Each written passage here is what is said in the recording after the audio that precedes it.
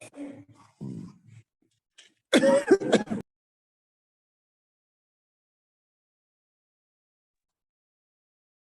जी श्री बीवी चौहान जी के चरणों में सत सत प्रणाम। आनंदी माँ को सत सत प्रणाम। सुरेश जी को सत सत प्रणाम। और यहाँ आए सभी मेंबर्स को मेरा नमस्कार, गुड इवनिंग। आप सबका इस जूम मीटिंग में बहुत बहुत स्वागत है। आज की जूम मीटिंग शुरू करते हैं। कहने के बाद भी वही हालात हैं, हमारे साधक टाइम से नहीं आते हैं, बहुत लेट हो जाते हैं और उनके फिर क्वेश्चन रह जाते हैं अधूरे। फिर बाद में कांटेक्ट करते हैं कि जो मीटिंग खत्म हो गई है। 5 मिनट पहले ही जुड़ते हैं, फिर खत्म ही हो ही जाती है, टाइम पहले ही दे दिया जाता है, सबको पता है। तो रिक्वेस्ट है आप सबसे टाइम पर आया करें। हाँ जी, हम जूम मीटिंग शुरू करते हैं। जिस किसी साधक का कोई प्रश्न है या अपना अनुभव शेयर करना चाहते हैं, अपने आप को अनम्यूट कीजिए।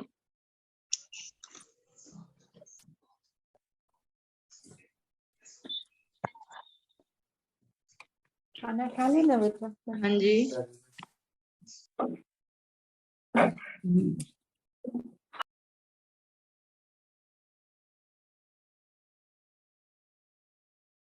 किसी साधक का कोई प्रश्न है या अपना अनुभव शेयर करना चाहते हैं तो अपने आप को अनम्यूट कीजिए।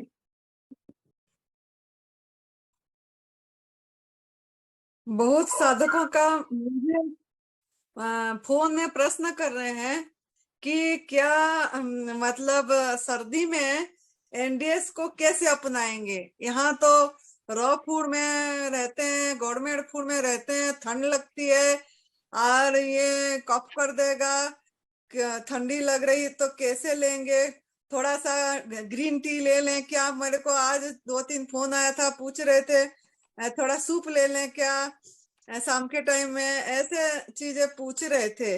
तो मेरा जवाब ये है कि जब तक हमारे अंदर में गंदगी होगी, टॉक्सिन होगा, जहर होगी, तब तक हमको गवर्नमेंट फूड, नेचुरल फूड सब हमको मतलब ऐसे मन करेगी कि गरम खा लें, गरम सूप ले लें, गरम चाय ले लें, ऐसे होगा।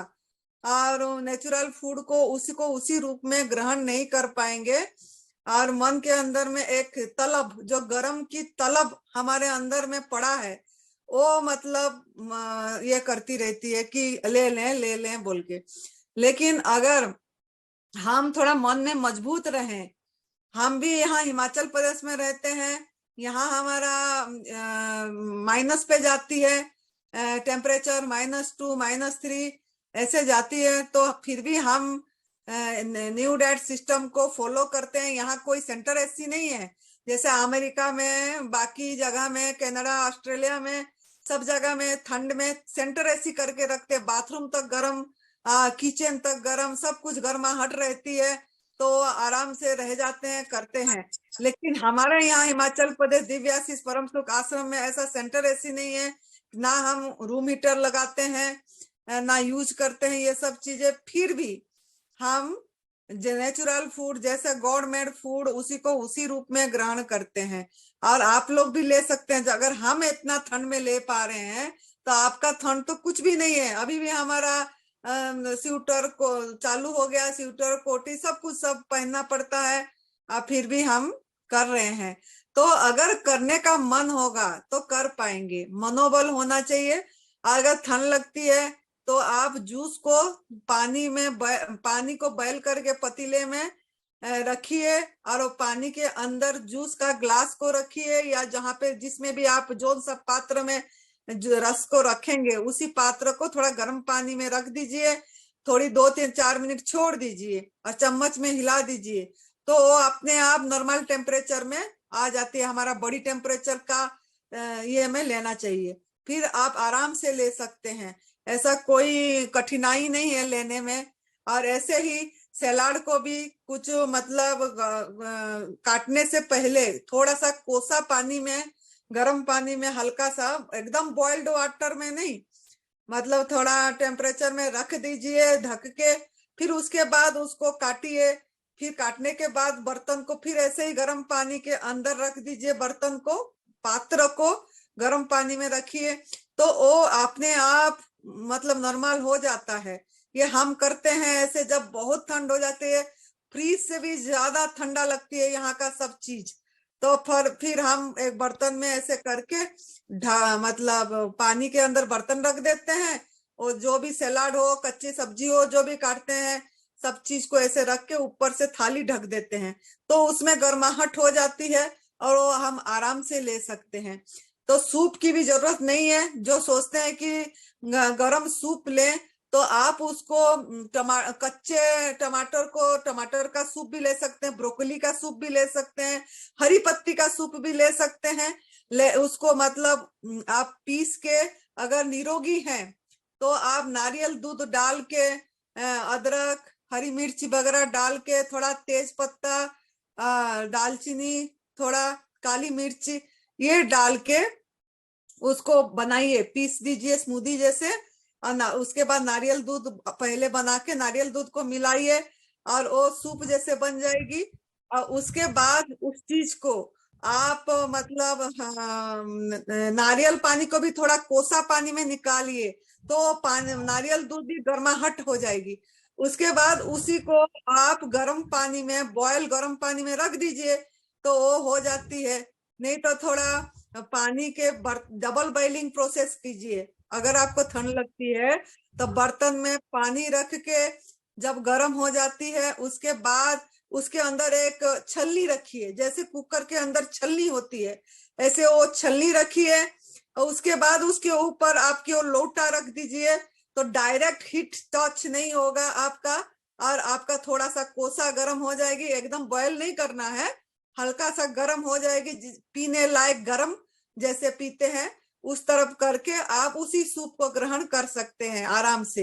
अब बहुत आनंद आती है, आप करके देखिए, अच्छा लगेगा। तो इस तरीके से आप आपका खाद्य को, गॉडमेड फूड को नेचुरल रूप में ले सकते हैं। ना कि 100 डिग्री सेंटीग्रेड में उबालने की जरूरत है, ना कि गर्म पानी पीने की जरूरत है, गर्म पानी की पीने की भी जरूरत नहीं पड़ती है।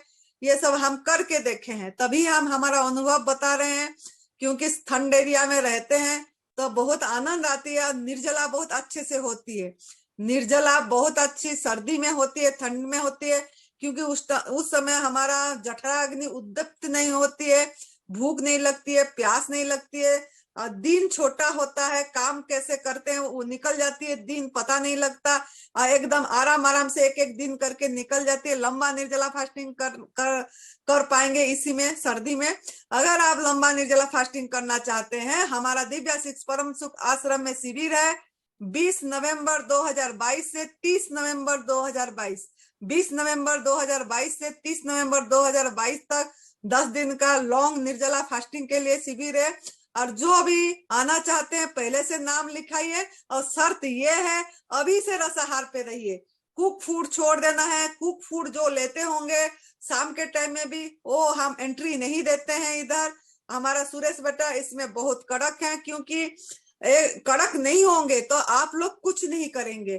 तो पहले से अपनी घर से अपना ये सब करना है, रसाहार पे रहना है, रॉ फूड में, गवर्नमेंट फूड में रहना है, ताकि आराम आराम से निर्जला कर पाए। तो अगर आप निर्जला करना चाहेंगे तो इधर आ सकते हैं। ठंड होने से भी ठंड की आनंद लीजिए, गर्म पोशाक लेके आइए और उसको पहन के आराम से आनंद से माँ प्रकृति के साथ जुड़ के करना चाहते हैं तो आ सकते हैं। वेलकम है, स्वागत है। तो आप रजिस्ट्रेशन नाम लिखवा सकते हैं। तो अभी अगर कोई प्रश्न पूछना चाहते हैं तो सवाल कर सकते हैं। हाँ जी, एकता जी अपने आप को अनम्यूट कीजिए। नमस्कार नंदी माँ, नमस्कार सुरेश जी। मुझे वेट पैक के बारे में पूछना था कि वेट पैक के क्या फायदे हैं और कैसे लगाते हैं, और इसको अनीमा से पहले लगाना चाहिए या बाद में। मुझे कफ बहुत ज्यादा रहता है और अस्थमा भी है।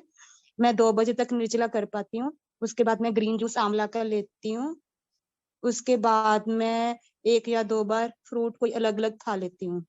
कुक्ड फूड मैंने बंद किया हुआ है, पर अभी भी मेरा कफ बहुत बनता है। अगर मैं इससे ज्यादा निर्जला करती हूँ तो मुझे चक्कर आते हैं, क्योंकि घर का भी सारा काम मुझे, बच्चे भी मेरे छोटे हैं तो काम सारा मुझे करना पड़ता है। एक दिन मैंने 4 या 5 बजे तक निर्जला किया, तो अगले दिन मुझे सुबह चक्कर आ गए, तो इसलिए मैं फिर 2 बजे तक ही करती हूँ निर्जला। सुरेश बेटा, वेट पैक के बारे में बता दीजिए आप। पहली बात तो आप अपनी दिनचर्या बताएं एक बार शुरू से। हाँ जी सर, मैं सुबह 2 बजे तक निर्जला करती हूँ।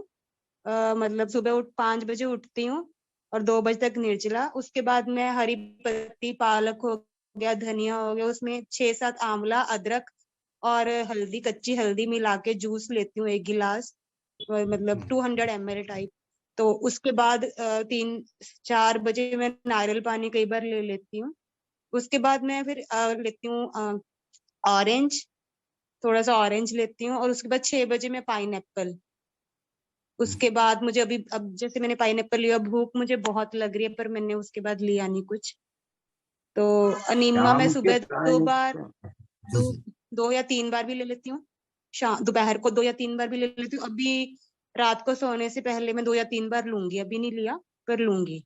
और मुझे वेट पैक का ये भी पूछना था कि गर्मियों में तो लगाना इजी है, जैसे अभी मैं वेट पैक एक दिन मैंने लगाया तो मुझे छींके लगी, तो अभी लगाना चाहिए या नहीं और उसके फायदे क्या हैं? उन्हें लगाना चाहिए, उससे हमारे टॉक्सिन फ्री उसी से होते हैं। हम पेट को हम जितना ठंडा रखेंगे उतना ही पेट से गंदगी हमारे निकलेगी जल्दी,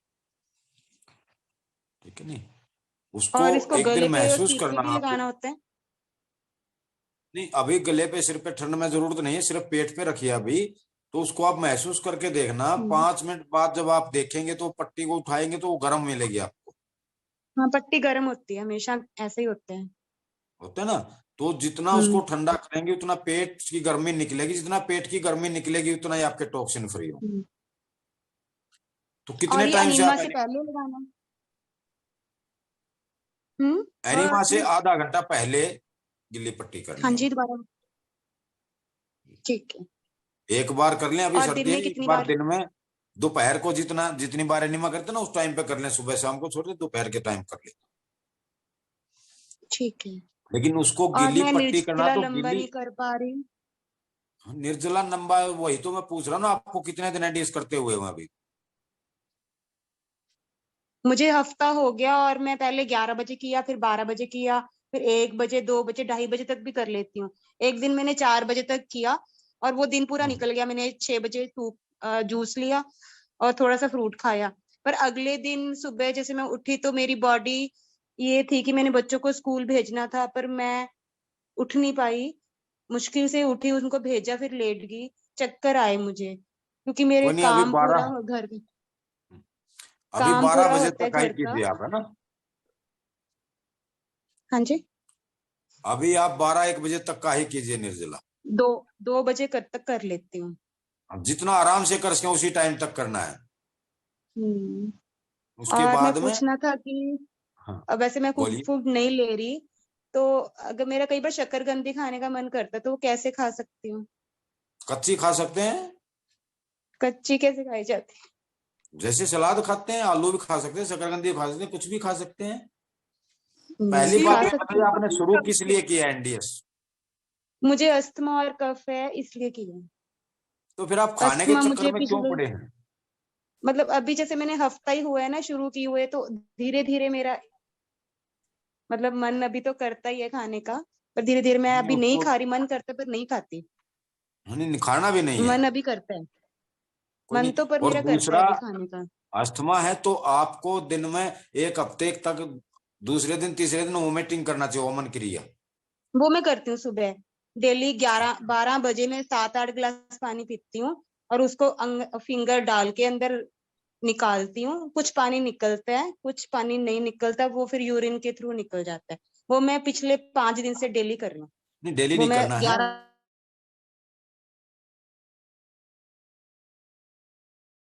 होती थी उससे। और मुझे इतनी दवाइयां खाती थी, दवाइयां खाते खाते मुझे विटिलिगो हो गया था, सफेद दाग मेरे पूरे फेस पे हो गए थे। और इंडाइजेशन मुझे रहता था, कब्जियत बचपन से ही थी मुझे।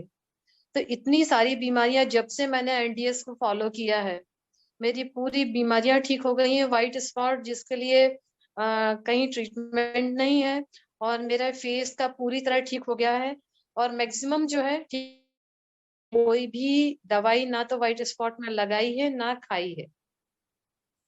तो इसके लिए मैं चौहान साहब को, गुरुदेव को बहुत बहुत दिल से धन्यवाद देना चाहूंगी कि उन्होंने इतनी अच्छी जो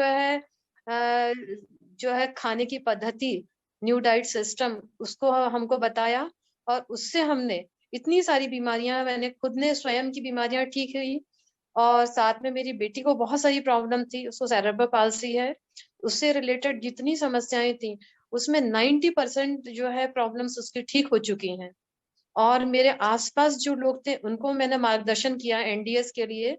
उन्होंने सोराइसिस है, पीसीओडीज है, ओबेसिटी है, घुटने की प्रॉब्लम है, और इसके अलावा बहुत सारी चीजों के लिए मैंने लोगों को गाइड किया, और बहुत सारी बीमारियां उन लोगों ने ठीक की। तो धन्यवाद, बहुत बहुत धन्यवाद जो है चौहान साहब को करना चाहूंगी, और माता जी का करना चाहूंगी कि वो लोग इतना सुंदर काम कर रहे हैं जिसमें किसी दवाई की जरूरत नहीं है। प्रकृति ने हमें जो चीज दी है वही चीज हमें प्राकृतिक रूप में ग्रहण करनी है और स्वयं को स्वस्थ करना है। धन्यवाद तो माता जी। आपकी बेटी का कितने एज की है, और वो थोड़ा जो बीमारी का नाम बताए वो क्या है, थोड़ा बता दीजिए, लोगों को इतनी समझ नहीं आई। जी, मेरी बेटी जो है वो 22 साल की हो गई है, और उसको सेरेब्रल पाल्सी है, ब्रेन से रिलेटेड। बर्थ के समय जो ऑक्सीजन ब्रेन को नहीं मिल पाता है, तो ब्रेन का वो पार्ट जो है फंक्शन नहीं करता। हमारा ब्रेन जो है पूरी बॉडी के एक एक पार्ट का जो फंक्शन है ब्रेन से जुड़ा होता है, और यदि ब्रेन के किसी बॉडी पार्ट से रिलेटेड पार्ट में यदि कुछ प्रॉब्लम हो गई तो वो ऑर्गन फंक्शन नहीं करेगा। सेरेब्रल पाल्सी पूरा पैर से लेकर सिर तक बॉडी को इफेक्ट करता है, और इसमें मसल्स है, ज्वाइंट्स है, सब स्टिफ हो जाते हैं, टाइट हो जाते हैं, नॉर्मल मूवमेंट नहीं होता है बॉडी का। ब्रेन भी अफेक्टेड रहता है, मेंटल रिटार्डेशन भी रहता है। और बॉडी, इसकी जो 3 कैटेगरी होती है, माइल्ड, एक तो माइल्ड होता है, एक मॉडरेट होता है, एक सीवियर होता है। तो ये उस पर डिपेंड करता है कि ब्रेन का कितना डैमेज हुआ है, ये उस पर डिपेंड करता है। और ब्रेन का जो सेल्स होता है, एक बार यदि वो डैमेज हो गया तो वो रीजनरेट नहीं होता फिर। तो हमको केवल, मुझे बोला गया था आप इस फिजियोथेरेपी कराइए, आपके पास केवल एक ही चीज है, या ऑपरेशन कराइए। तो ऑपरेशन की तरफ तो नहीं गई, मैंने सोचा जब मेडिकल साइंस में कोई ट्रीटमेंट नहीं है तो फिर मुझे नेचुरल चीजों की तरफ जाना चाहिए।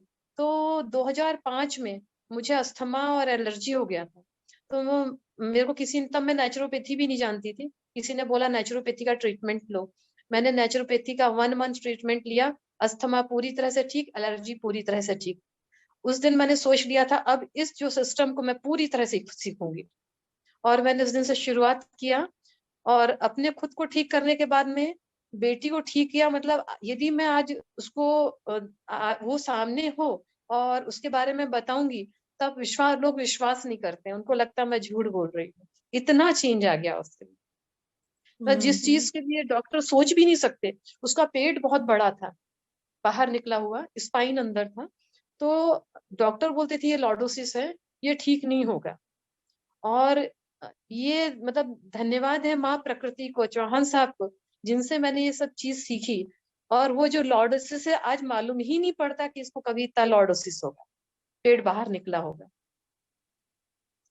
और बेटी आपकी चल नहीं पा रही थी, बोल रहे थे कुछ नहीं कर पा रही थी, अब क्या करती है बता दीजिए साधकों को, ताकि उनको एनकरेजमेंट मिलेगा। बेटी को मेंटल रिटार्डेशन था, और डॉक्टर ने बोला था बहुत मेहनत करेंगे तो आप सिर्फ इसको स्पेशल एजुकेशन दिला पाएंगे, इससे ज्यादा नहीं दिला पाएंगे।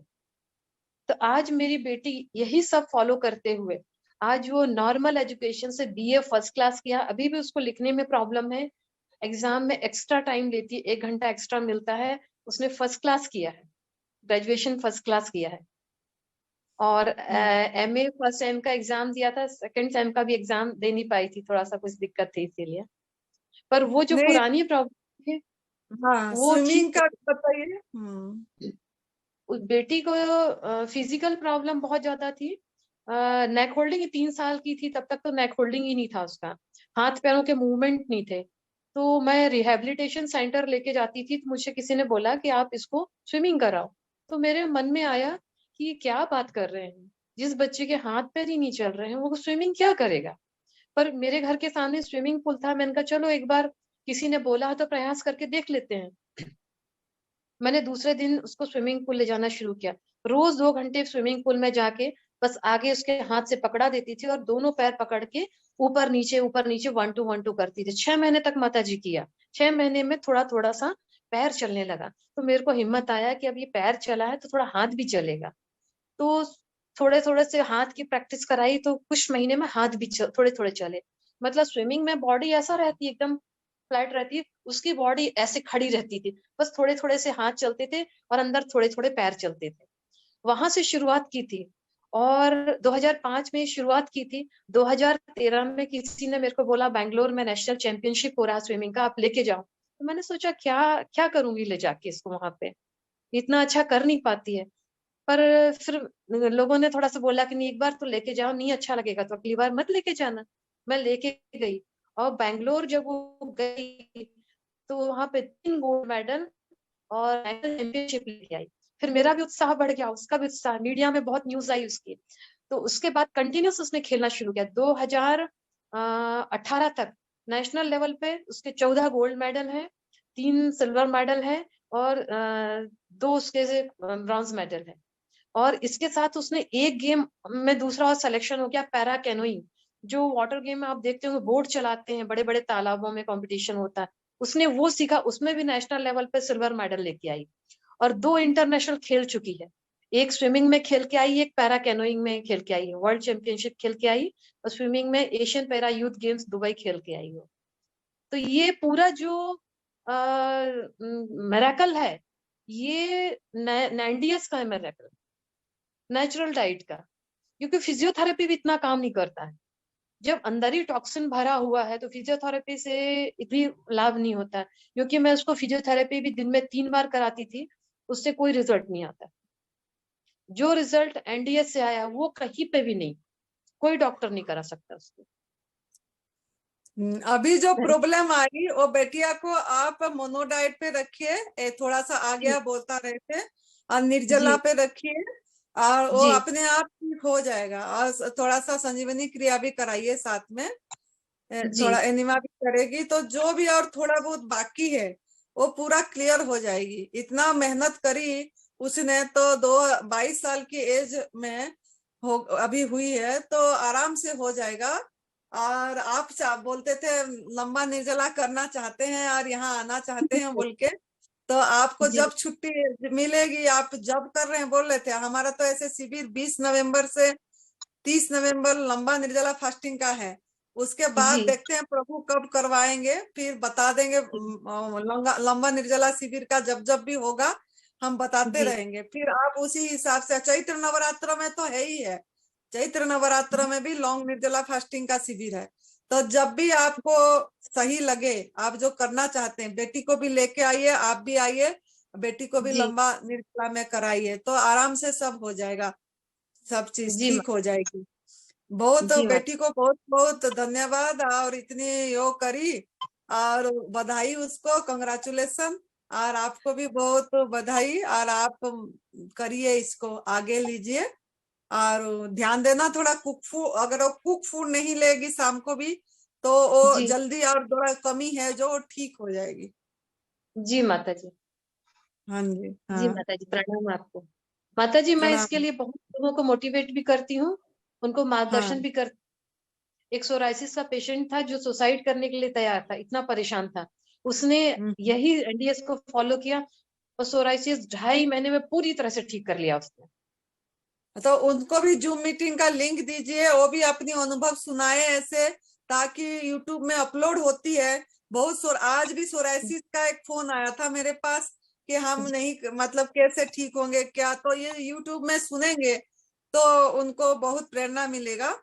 तो उनको भी जूम मीटिंग का जी लिंक अगले संडे को होगा तो दे देना, आप भी आना और वो भी आए और वो सुनाएंगे तो अच्छा रहेगा, कैसा करे, कैसा ठीक हुआ, है बिल्कुल। ना। जी माता, हाँ प्रणाम जी, माता जी। आपका फोन नंबर बता दीजिए। 9878780686। हाँ, दोबारा बता दीजिए नाम और फोन नंबर। कल्पना तिवारी, 7898780686। ठीक है बेटा, थैंक यू बेटा, बहुत अच्छा। प्रणाम माता जी। प्रणाम बेटा, गॉड ब्लेस। हाँ जी, और कोई साधक है जो अपना प्रश्न करना चाहता है या अपना अनुभव शेयर करना चाहता है? अपने आप को अनम्यूट कीजिए।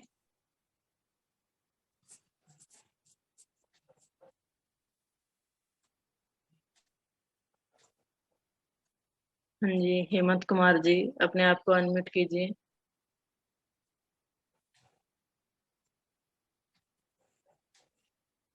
हेलो। हाँ जी, बोलिए। हेलो। हाँ जी, आवाज आ रही है। आवाज आ रही है? हाँ सभी जी। को मेरा प्रणाम। और मुझे खाली एक छोटा सा क्वेश्चन है, अभी प्रोग्राम खत्म होने वाला है हमारा। वैसे मेरा क्वेश्चन ये है। हेलो। हाँ जी, हाँ जी, आवाज आ रही है, बोलिए।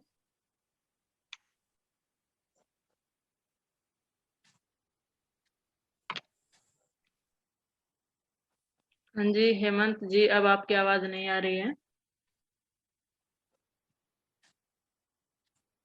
हाँ जी, और कोई साधक है जो अपना प्रश्न करना चाहते हैं या अपना अनुभव शेयर करना चाहते हैं? अपने आप को वो अनम्यूट कीजिए। खैरू है, उसको करना, वो कैसे कर रही है बताएगी, अभी जी कैसी माता जी। है? हाँ जी, खैरू जी। हाँ जी, खैरू जी, अपने आप को अनम्यूट कीजिए। हाँ जी। हाँ जी, नमस्ते माँ। नमस्ते सुरेश। नमस्ते। हाँ जी, खैरू जी, अपने आप को अनम्यूट कीजिए, आपने म्यूट कर लिया है। सॉरी माता जी, आपने मुझे याद किया इतने सारों के बीच में, इसलिए आपको बहुत बहुत धन्यवाद। मेरा बहुत अच्छे से जा रहा है। मैं शाम को 6 बजे तक निर्जला करती हूँ। सवेरे पहले उठ के एनिमा करती हूँ 7 बजे, फिर शाम को 6 बजे तक मैं निर्जला करती हूँ। मैं जब ओपन करती हूँ तो करेले का जूस का अलग कप बनाती हूँ और टमाटर और ककड़ी का अलग जूस बनाती हूँ। पहले करेला पी जाती हूँ, फिर टमाटर और ककड़ी उसके ऊपर आस्ते आस्ते पीती हूँ, क्योंकि मुझसे ये पूरा कड़वा जूस एक साथ में नहीं उतरता है। और फिर उसके बाद में 1 आवर के बाद में मैं कैरेट और बीट रूट का जूस पीती हूँ। ऐसे 2 जूसेस पीती हूँ माँ। एंड जो मेरे को जो ब्रेस्ट में जो गांठ है वो मैं जो फील करती हूँ, तो वो मुझे अभी काफी छोटी छोटी फील होती है। मैं टेस्ट नहीं करवाई हूँ, लेकिन मुझे गांठ थोड़ी छोटी फील होती है। लेकिन मेरे पेट का ये प्रॉब्लम है माँ कि उसमें मुझे अभी भी खूंचता, यानी मैंने वो टेस्ट नहीं कराई हूँ वेदर वो कैंसर की है कि नहीं, लेकिन वो अभी भी मुझे पोक होती है मेरे पेट के अंदर, जो पेट की गांठ है वो। मैं हफ्ते में 3 दिन नॉन स्टॉप निर्जला करती हूँ, जैसे कि सैटरडे, संडे और मंडे। 3 दिन तक नॉन स्टॉप में निर्जला करती हूँ। 72 आवर्स के बाद में मैं फिर से ककड़ी, करेला और टमाटर के जूस से ओपन करती हूँ। ये वीक के अंदर मैंने 3 दिन निर्जला करने के बाद में फिर से मंडे को स्टॉप करी और फिर से वेनेसडे को 1 डे का निर्जला करी। लेकिन आज मेरी हालत बहुत ज्यादा खराब हो गई थी, मैं बेर नहीं कर पा रही थी, इतनी मुझे तकलीफ हो रही थी वो 1 डे का निर्जला। तो अभी शायद मैं सिर्फ हफ्ते में 3 दिन एक साथ में निर्जला ही करूंगी। वो जो 1 डे मैंने सोची थी वंस अ वीक बीच में, वो शायद मुझे थोड़े टाइम के लिए स्टॉप करना होगा माँ। फिर भी आप कुछ मैं गलत करती हूँ तो प्लीज मुझे आप लोग गाइड करिए प्लीज। नहीं, अच्छी है, आपका शरीर को देख के करना है। 3 दिन लगातार करें, उसके बाद जैसे आप जूस लीजिए, और फिर जैसे शाम को लेते हो 6 बजे, वो भी ठीक है। उसके बाद शाम 6 बजे लीजिए, जैसे वो भी लंबा हो जाती है, तो हो जाएगा ठीक। आप निश्चिंत रहिए, आपका वो कम हो रही है तो ये पेट का भी हो जाएगी। ऐसे आमीन। थोड़ा समय लगती है। भैया का, सुरेश भाई का 8 गांठें थी, 8 पेट में 8 गांठें थी, फूड पाइप में गांठें था, ब्रेन में गांठें थी, और आपके सामने है जो मतलब आपको गाइड करते हैं, और मतलब ऐसे ही करके ठीक हुए हैं, निर्जला से ठीक हुए हैं। और ऐसे ही जो बताए हैं आपको उतनी जूस पे ठीक हुए हैं, तो आप भी ठीक हो जाएंगे पूरी तरह से। आमीन माँ, आमीन। बस आप लोग हिम्मत देते हैं माँ तो हमारे से होता है, आप और सुरेश गुरु जी, वरना मैं तो हिम्मत हार ही जाती हूँ बार बार। वो 3 दिन भी करती तो मेरा इतना वो होता है ना कि मुझे कभी कभी बहुत जल्दी गुस्सा भी आ जाता है, लेकिन मुझे कंट्रोल हो जाएगा, मैं आस्ते आस्ते मैं कंट्रोल कर पाऊंगी। मन में हर समय प्रसन्नता रहना चाहिए, हर समय खुशी नहीं, मैं खुशी खुशी करना है, सब चीज हो जाएगा। और जितना शरीर कर पाए उतना करना है। अगर 3 दिन नहीं होती तो 2 दिन करके, 1 दिन की 2 दिन जूस लेके फिर 2 दिन करिए, ठीक है। पूरा लंबा 3 दिन अगर नहीं कर पा रहे हैं तो आराम से जितना दिन हो रहा है उतना दिन करिए। सॉरी हाँ माँ बोलिए ना। उतना दिन करिए, फिर रसाहार लीजिए, 1 दिन ब्रेक कर दीजिए, फिर 2 दिन करिए, फिर 1 दिन या 2 दिन रसाहार लीजिए, फिर 2 दिन करिए, जैसा आपका शरीर बताएगा, है ना। हाँ मामा, वो क्या है कि एनडीएस का जो टेलीग्राम ग्रुप है ना, जो अपने चौहान गुरु जी ने बनाया है, उसके अंदर ऐसा लिखा था कि आप जब 72 आवर्स करते हो फास्टिंग तो कैंसर के सेल्स मर जाते हैं और नए सेल्स आते हैं। तो वो लालच के अंदर मैं फिर अपनी हिम्मत से बाहर बिल्कुल सही बात है। लंबा निर्जला 3 दिन बाद ही जाके ऑटोफेगी होती है और नया ये शुरू होता है।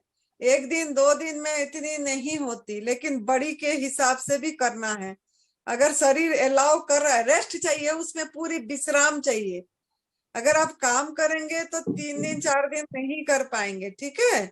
सुरेश भाई भी हफ्ते में 3 दिन रोज करते थे, नहीं तो 4 दिन करते थे लगातार, उसके बाद 3 दिन जूस पे रहते थे।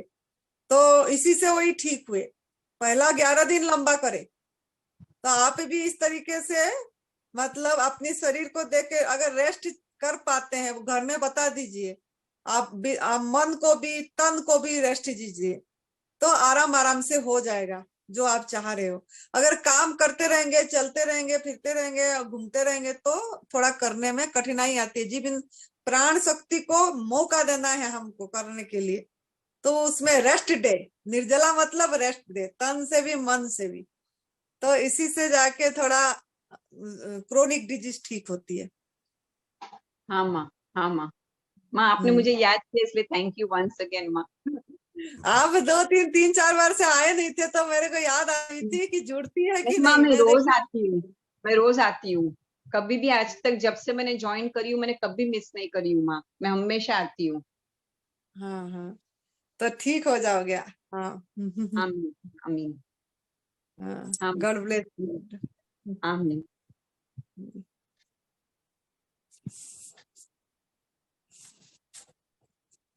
हाँ जी, और कोई साधक है जो अपना प्रश्न करना चाहते हैं या अपना अनुभव शेयर करना चाहते हैं? अपने आप को अनम्यूट कीजिए। हाँ जी, हेमंत कुमार जी, अपने आप को अनम्यूट कीजिए। हाँ जी मैडम जी, अभी नोट सुनने आ रहा है, अभी आवाज आ रही है मेरी? हाँ जी, आ रही है, आवाज आ रही है। हाँ, तो मेरा क्वेश्चन ये है मैडम जी, सभी को नमस्कार। पहले तो मेरा क्वेश्चन ये है कि रात को जो किसी केस में कुक्ड फूड अलाउ करते हैं, उसके बदले में क्या हम खाली गरम सूप ले सकते हैं? टमाटर सूप है, लौकी सूप है, कोई सी भी वेजिटेबल का सूप ले सकते हैं कुक्ड फूड लिए बिना? इसका आंसर पहले दे चुकी हूँ, आप शायद ज्वाइन नहीं हुए होंगे कि कुक सूप लेना नहीं है। सूप कच्चे में कैसे, रॉ में कैसे ले सकते हैं वो पहले बता चुकी हूँ। आप इसका यूट्यूब में अपलोड हो जाएगी, फिर आप सुन लेना उसको। क्योंकि सूप पे बनता है, मतलब सूप पे बॉयल करके बनाते हैं। हाँ जी, जो सूप बनाते हैं वो तो सब्जियों को बॉयल करके बनाते हैं, उबाल के बनाते हैं। उबाल के बनाना नहीं पड़ेगा, कैसे बनाना है मैं वो बता चुकी हूँ पहले, ये बात बता चुकी हूँ। बिना उबाल के भी हो सकती है सब कुछ, तो आप इसको सुन लेना तो पता लग जाएगी। फिर रिपीट करने से इतना फायदा नहीं है, तो उसी चीज को सब कुछ हो जाएगा। ठीक है, मतलब फिर वो फिर भी लाइक जूस ही रहेगा, मतलब जूस जैसे रहेगा फिर वो। क्या होता है? मतलब फिर वो जूस ही रहेगा ना, सूप नहीं रहेगा, वो जूस रहेगा, जूस। सूप की जरूरत नहीं है। बॉइल्ड सब्जी बॉइल्ड करे मतलब तो उसका सत्व तो सब नष्ट हो गया, फिर सूप पिए, ये तो एक खाली गला हम मुंह को स्वाद के लिए ले रहे हैं, उसमें कोई वो चीज नहीं रहती है इसमें। अगर लेना है तो कच्चे में फूड रॉ में भी सूप ले सकते हैं उसको। पहले भी बता चुकी हूँ, पीस के नारियल दूध मिला के गरम दालचीनी तेज पत्ता वगैरह डाल के, लौंग वगैरह डाल के। ओके, धन्यवाद जी, नमस्कार।